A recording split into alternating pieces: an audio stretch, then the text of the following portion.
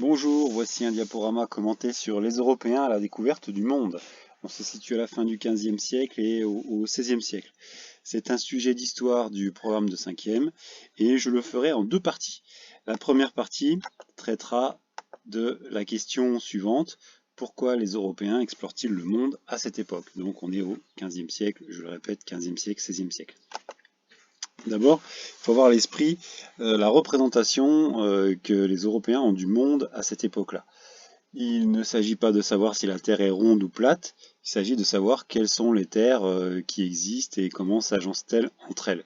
Sur la question de la Terre ronde ou plate, bien sûr que la majorité des gens qui n'ont pas eu accès à un savoir encyclopédique ou livresque dans les livres pensent que la Terre est plate puisque c'est leur expérience quotidienne de tous les jours, leur expérience. Mais beaucoup ont lu, beaucoup ont observé, beaucoup par l'expérience se sont dit que finalement le fait que la Terre soit ronde c'était une possibilité. Et beaucoup le pensaient et le croyaient à l'époque. Et déjà dans l'Antiquité, cette idée existait et avait été démontrée. Donc ce n'est pas le sujet. Le sujet c'est quels sont les continents que l'on avait repérés, les côtes que l'on connaissait, les mers, les océans que l'on connaissait à l'époque, pour les Européens. Donc les Européens bien sûr connaissent bien l'Europe, on reconnaît bien les pays, l'Espagne, l'Italie, la Grèce par exemple, la mer Méditerranée. Ils connaissent bien le Moyen-Orient avec lequel ils ont des rapports commerciaux ou où ils ont eu des rapports militaires. Voilà, on reconnaît bien la Turquie, on reconnaît bien la péninsule arabique. Et puis ils connaissent, parce que certains Européens y sont allés, par exemple Christophe Colomb, mais bien d'autres marchands européens au XVe, XVIe siècle. Ils connaissent l'Asie du Sud, l'Asie centrale. Là, on reconnaît bon, un peu la péninsule indienne avec l'île de Ceylan.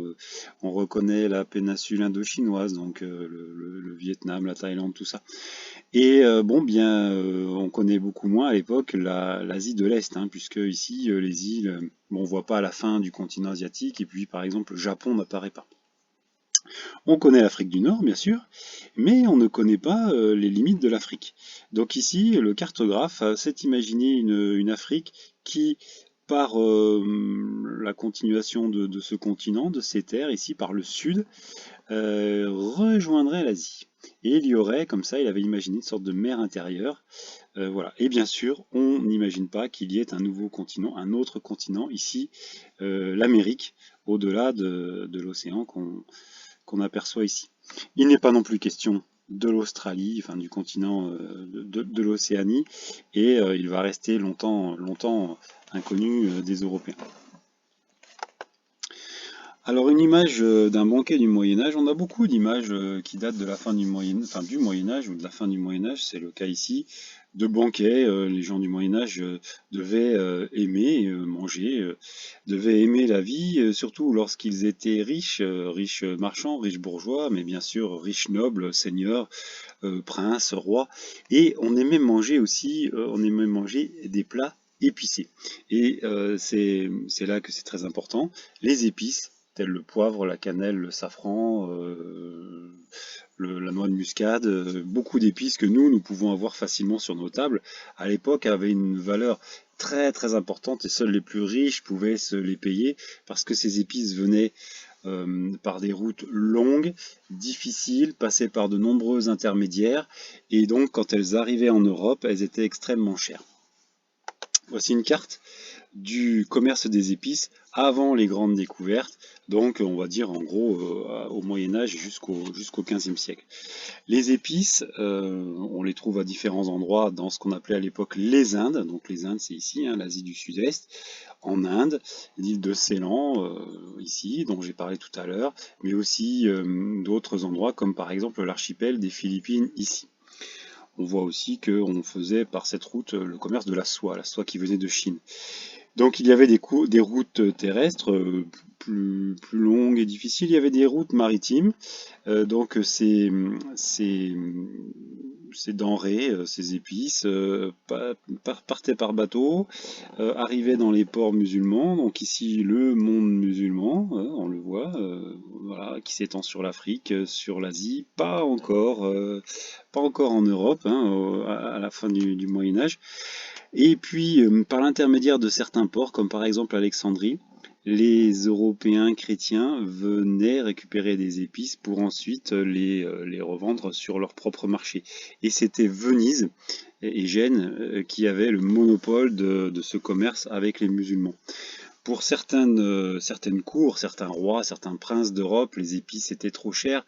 Et en plus, avec l'arrivée de la dynastie des Ottomans, dont on a déjà parlé dans un autre diaporama, dans le monde musulman, le commerce est devenu beaucoup plus difficile, hein. Les Ottomans, on a vu qu'ils étaient plus guerriers, ils ont repris la guerre, ils ont pris Constantinople, ils ont pris pied en Europe. Donc le commerce est devenu beaucoup plus difficile.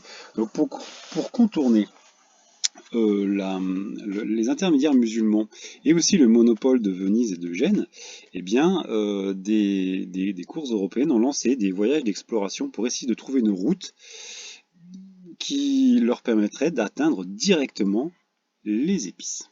Voilà, d'atteindre directement les Indes. Donc ça nous donne cette carte.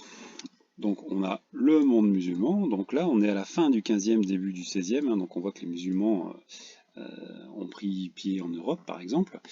Et puis les différents voyages d'exploration qui contournent ce monde musulman. Alors les premiers sont les Portugais.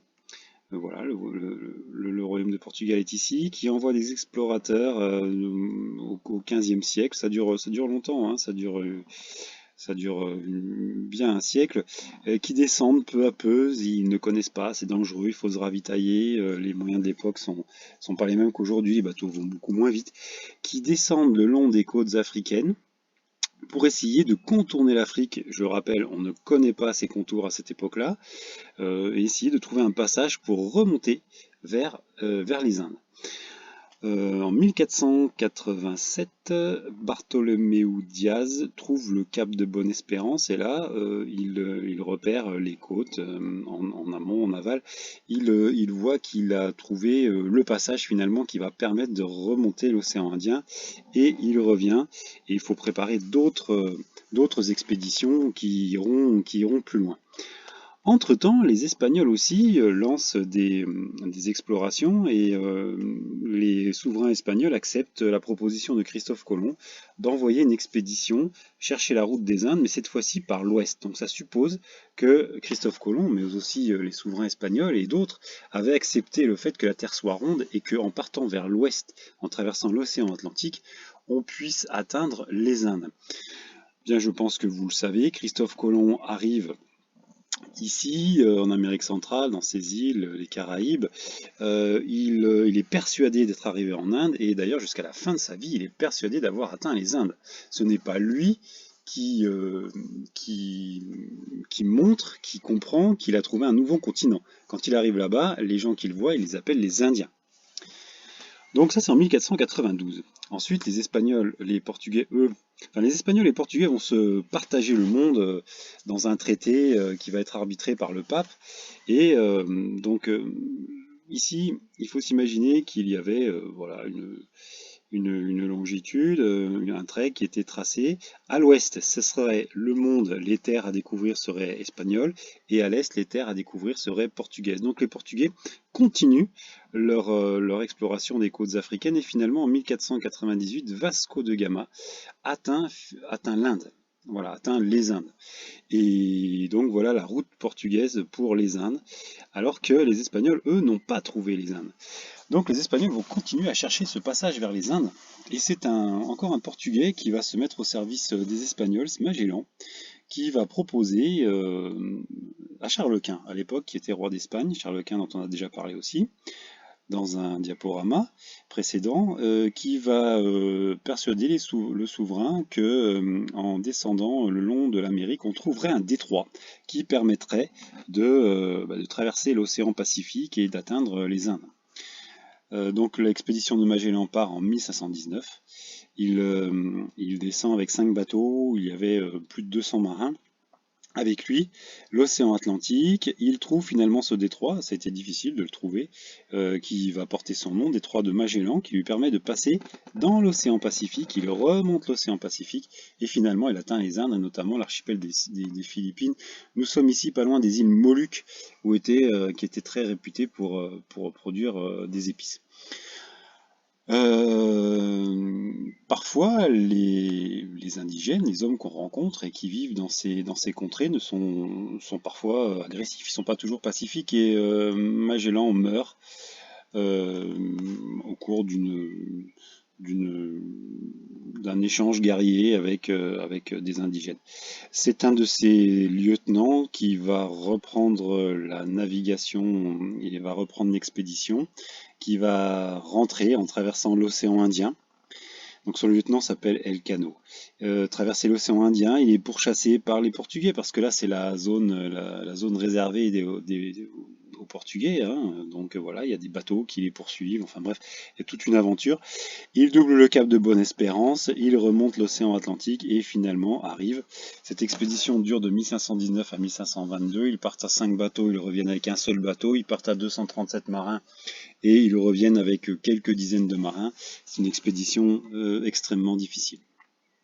Bon, sur la carte, nous voyons qu'à l'époque où les Européens découvrent le monde, bien sûr, le monde n'est pas vide d'hommes. On en a parlé un petit peu avec la mort de Magellan, avec les Indiens que trouve Christophe Colomb. Il n'est pas vide non plus d'empires, de royaumes, enfin de civilisations organisées sur des grands territoires.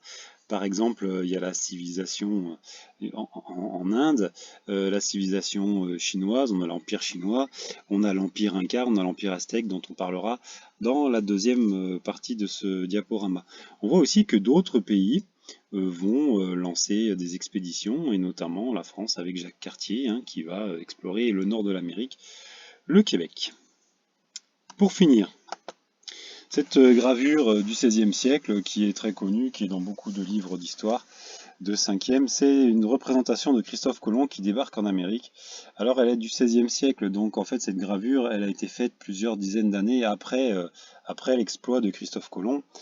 Elle est intéressante quand même parce qu'elle résume beaucoup de choses sur les explorations de l'époque, leur déroulement et ce qu'on attendait de ces explorations. Voilà, on voit Christophe Colomb qui arrive devant les Indiens. Alors les Indiens pouvaient avoir différentes attitudes face aux Européens. Ils pouvaient avoir peur, comme on le voit ici. Ils pouvaient les prendre pour des dieux parce qu'ils sont, par rapport aux Indiens, ils sont habillés très bizarrement. D'abord, ils sont tout habillés, ils ont du fer sur eux, alors que les Indiens sont nus ou à demi ou presque nus. Ils ne connaissent pas le fer non plus, les Indiens. Et puis, on voit ce que les Européens recherchent. Ils recherchent les richesses. Donc les Indiens leur apportent de l'or. Alors ces objets sont en or. Les Indiens pouvaient avoir de l'or. Certains Indiens, notamment sur le continent, pouvaient travailler les métaux comme l'or. Mais ça, ce sont des objets typiquement européens que les Indiens ne fabriquaient pas. Bon, le graveur n'était pas présent, il ne savait pas.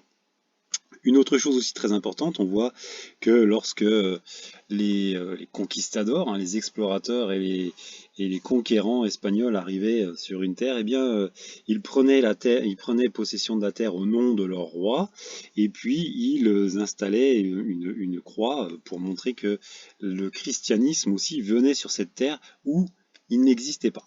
Donc il y a aussi un aspect religieux aux conquêtes.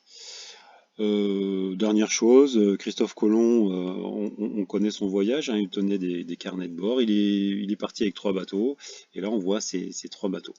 Voilà. Voilà pour l'aspect explication, contexte des grandes explorations européennes. J'arrête cette première partie et il va y avoir une deuxième partie sur les conséquences de ces explorations, de ces conquêtes.